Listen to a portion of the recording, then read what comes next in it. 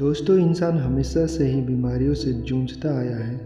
कभी काली मौत तो कभी फ्लू, कभी कॉलरा तो कभी प्लेग। इन बीमारियों ने हमेशा से लाखों इंसानों की जान ली है और इस शताब्दी में भी ऐसी ही एक बीमारी जिसने लाखों लोगों की जानें ले ली और अभी भी ले रही है, वो है कोविड-19। इस भयानक बीमारी की शुरुआत 2019 के अंत में वुहान, चीन से हुई थी और अब तक इस भयानक महामारी ने 12 लाख से भी अधिक लोगों की जानें ले ली है और यह आंकड़े अभी भी बढ़ते ही जा रहे हैं।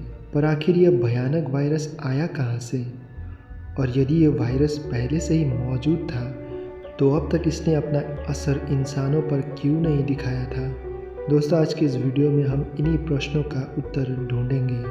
सबसे पहले मैं आपको उस जगह पर ले चलता हूं जहां पर इस वायरस का सबसे पहला आक्रमण रिकॉर्ड हुआ था।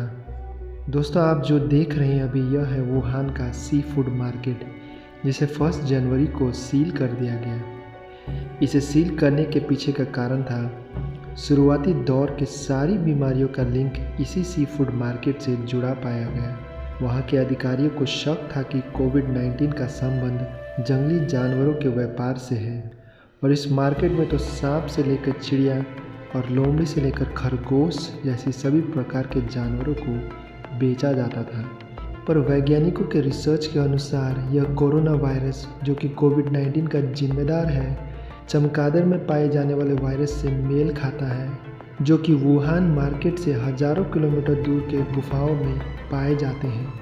दोस्तों, अब प्रश्न आता है कि क्या ये बीमारी इंसानों के चमगादड़ को खाने से फैला है।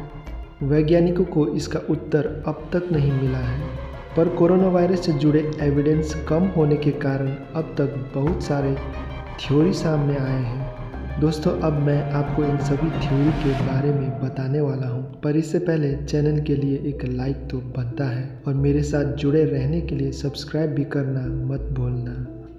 सबसे पहली थ्योरी के अनुसार ये वायरस प्रकृति ने ईजाद की है, पर इस थ्योरी को वैज्ञानिक नहीं मानते क्योंकि इसके लिए पर्याप्त एविडेंस नहीं है। दूसरी थ्योरी के अनुसार ये वायरस एक बायो वेपन है, जिसे एक लैब में हथियार के रूप में बनाया गया था, पर इस थ्योरी के सही होने का कोई भी प्रमाण अब तक नहीं मिला है और शायद ना ही मिले तो बेहतर होगा, क्योंकि ये दुनिया में तीसरी विश्व युद्ध छेड़ सकता है।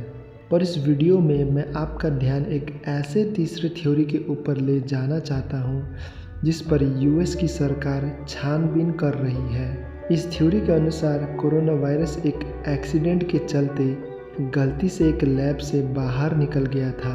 दोस्तों, वुहान में ऐसे 2 प्रयोगशाला हैं जहां पर चमगादड़ों में पाए जाने वाले खतरनाक वायरस का रिसर्च किया जाता है। वुहान इंस्टीट्यूट ऑफ वायरोलॉजी और Wuhan institute of disease control and prevention. ये दोनों प्रयोगशाला दुनिया के देशों के शक के दायरे में पड़े हैं अभी। इसका कारण है इनका लोकेशन। दोनों ही प्रयोगशाला वुहान मार्केट के नज़दीक में है। वुहान इंस्टीट्यूट ऑफ वायरोलॉजी 8 मील की दूरी पर है, जबकि Wuhan institute of disease control and prevention तो बस 300 गज की दूरी पर है। हाल ही में विभिन्न देशों के प्रशासनों ने इन प्रयोगशाला के सेफ्टी लेवल पर उंगली उठाई है। जैसा कि आप इस वीडियो में देख सकते हैं कि वुहान के प्रयोगशाला में काम करने वाले इस वैज्ञानिक ने किसी भी प्रकार की सुरक्षा नहीं अपनाई है, केवल हाथों के ग्लव्स को छोड़कर।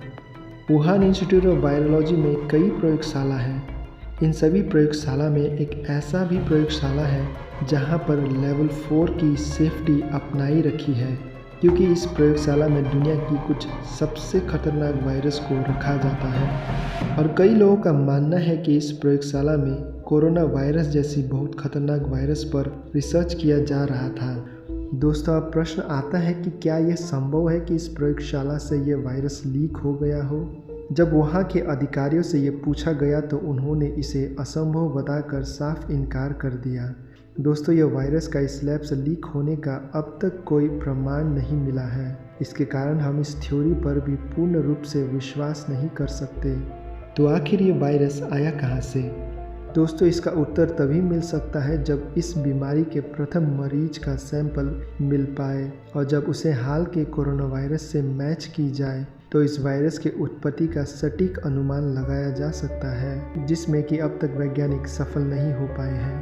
पर शोधकर्ताओं के अनुसार अब तक के सभी एविडेंस को मायने रखे तो ये हमें यही बताते हैं कि यह नया वायरस प्रकृति द्वारा प्रकट किया गया है, चाहे वो वुहान मार्केट हो या और कहीं। दोस्तों, शायद अभी इस वायरस के बारे में किसी भी प्रकार के निष्कर्ष में आना जल्दबाजी ही होगा। शायद जल्दी ही हम सभी को हमारे सभी प्रश्नों का उत्तर मिल जाए।